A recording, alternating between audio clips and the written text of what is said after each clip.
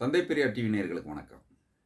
பொதுவாக ஒரு கருத்து ரொம்ப நாளாக பரவிட்டு இருக்குது. அதாவது திராவிட கட்சிகள் எல்லாம் சேர்ந்து கர்ம வீரர் காமராஜரை வந்து தோற்கடிச்சுட்டாங்க. 1000 தான் இருந்தாலும் காமராஜரை வந்து தேர்தலில் தோற்கடிச்ச கட்சி தானே திமுக அப்படின்னு சொல்ல நம்ம கேள்விப்பட்டிருப்போம். இதில் வரலாற்றை கொஞ்சம் பின்னோக்கி நகர்த்தி பார்த்தோம்னா, தந்தை பெரியார் வந்து கர்ம வீரர் காமராஜரை வந்து முதல்வராக நிற்க சொல்றாரு. அப்படி முதல்வரா நிக்க சொல்லும்போது, முதல்வர் ஆகணும்னா, ஒரு தொகுதியில வேட்பாளரா நின்னு ஜெயிச்சா தான் முதல்வர் ஆக முடியுன்றது இந்தியன் கான்ஸ்டிடியூஷனோட அந்த கட்டமைப்பு. அப்படி இருக்கும்போது, கர்மவீரர் காமராஜர் என்ன சொல்றாரு, எந்த தொகுதியில நான் நிக்கிறதுன்னு கேட்கும்போது, குடியாத்தம் தொகுதியில நில்லுங்க அப்படின்னு சொல்லி பெரியார் சொல்றாரு. அப்போ காமராஜர் என்ன சொல்றாரு, குடியாத்தம் வந்து எனக்கு வந்து அறிமுகம் இல்லாத தொகுதி. அதில எனக்கு பெரிய செல்வாக்கு இருக்கிற மாரி தெரியல. அப்படின்னு சொல்லி ரொம்ப தயங்குறாரு. அப்போ தந்தை பெரியார் சொல்றாரு, "நீங்க நில்லுங்க. பாக்கியுள்ளத நான் பார்த்துக்கிறேன்" அப்படின்னு சொல்றாரு. அதே மாரி வந்து காமராஜர் அந்த தொகுதியில நிக்கிறாரு வேட்பாளரா. தந்தை பெரியார் வந்து அவருக்கு ஆதரவா பிரச்சாரம் பண்றாரு.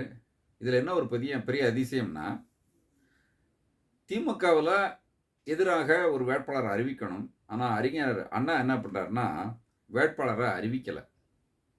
அத விட ஒரு பெரிய அதிசயம் என்னன்னு கேட்டீங்கன்னா, கர்மவீரர் காமராஜர் ஜெயிக்கணுன்றதுக்காக அறிஞர் அண்ணாவே தேர்தல்லயும் பிரச்சாரம் செய்றாரு. பிரச்சாரம் செஞ்சு, தந்தை பெரியார் ஒரு பக்கம், அறிஞர் அண்ணா ஒரு பக்கம் பிரச்சாரம் செஞ்சு, கர்மவீரர் காமராஜர வந்து முதல்வராக்குறாங்க. ஆனா, ஒரு பெரிய ஆச்சரியம் என்னன்னா, 1957ல அந்த தேர்தல்ல வந்து திமுகவுல நின்னவங்க ஒரு 15 பேர் ஜெயிக்கிறாங்க. அவங்கள 1962வது தேர்தல்ல அந்த 15 பேரையும் வந்து தோற்கடிக்கணும் அப்படின்னு சொல்லி காங்கிரஸ் முற்படுது. அதுவும் காமராஜர் தலைமையில. அப்படி அவங்க முற்பட்டு 15 பேர்ல 14 பேர தோற்கடிச்சிடுறாங்க. அதுல ஒரே ஒருத்தர் தான் ஜெயிச்சு வர்றாரு. அவர் யாருன்னு கேட்டீங்கன்னா, கலைஞர் கருணாநிதி. இந்த 14 பேர்ல அண்ணாவும் தோற்கடிக்கப்படுறாரு. என்ன ஒரு அதிசயம்னா, முதல்ல 1957ல 15 தொகுதி ஜெயிச்சவங்க 1962ல 50 தொகுதி ஜெயிக்கிறாங்க. அதுக்கப்புறம் என்ன பண்றாங்க, 1967ல ஆட்சிய பிடிக்கிறாங்க. அந்த ஆட்சிய பிடிக்கிறதுக்கு முன்னாடி காமராஜருக்கு எதிராக சீனிவாசன் சொல்லி ஒரு மாணவர தான் நிறுத்துறாங்க. ஏன் வந்து அந்த சீனிவாசன்ற மாணவர நிறுத்துறாங்க அப்படின்னா, காமராஜருக்கு எதிரா வந்து ஒரு மாணவர நிறுத்துனா, அந்த மாணவர் தோத்துருவாரு. காமராஜர் வந்து ஜெயிச்சுருவாரு அப்படின்ற ஒரு நோக்கத்தில தான் திமுக வந்து அந்த மாணவன நிறுத்துது. ஆனா, காங்கிரஸ்ல என்ன ஒரு பெரிய ஒரு அதிசயம் நடந்ததுன்னா, இந்த 15 பேர தோற்கடிக்கணும்னு சொல்லி வந்து 1962ல முற்பட்டாங்க இல்லைங்களா? அப்போ அது என்னன்னா, பெரிய பெரிய ஜாம்பவான்கள வந்து காங்கிரஸ்ல வந்து நிறுத்தியிருக்கிறாங்க. பெரிய பணபலம், மக்கள் பலம், அ அ ஆட்சி அந்த ஆளுமை அதெல்லாம் பொருந்திய அனைத்து வசதிகளும் பொருந்திய வேட்பாளர்கள நிறுத்தினதுனால, 15 பேர்ல 14 பேர தோற்கடிக்கிறாங்க.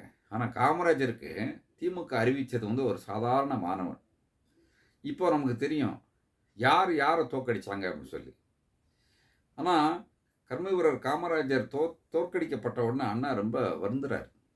எதனாலன்னா, காமராஜர் சட்டசபைக்கு வந்தா, அவருக்கு அவரோட நெடிய அனுபவம் வந்து நமக்கு கிடைக்கும். அவரோட அறிவுறுத்தல நம்ம நெறைய நலத்திட்டங்கள கொண்டு வரலாம். அப்படின்ற மாரியெல்லாம் நெனச்சு அவர் ரொம்ப வருத்தப்படுறாரு. ஆனா, மாணவர் சீனிவாசன் வந்து காமராஜர தோற்கடிக்கிறாரு. எனவே, இங்க வந்து யார் யாருக்காக தோற்கடிக்க முற்பட்டாங்க அப்படின்றது நமக்கு தெளிவா தெரியும். காமராஜரை எந்த காலத்திலயும் தோற்கடிக்கணும்னு சொல்லி திமுக விரும்பல. மாறாக திமுகவுல உள்ள பெரிய பெரிய ஜாம்பவான்கள் எல்லாம் வந்து தோற்கடிக்கணும்னு சொல்லி, அவங்கள விட பெரிய ஜாம்பவான்கள் நிறுத்தி தோற்கடிச்சது தான் காங்கிரஸ் கட்சி. அதுவும் காமராஜர் தலைமையிலான காங்கிரஸ் கட்சி என்பதை இங்கு பதிவு செய்ய விரும்புகிறேன். நன்றி, வணக்கம்.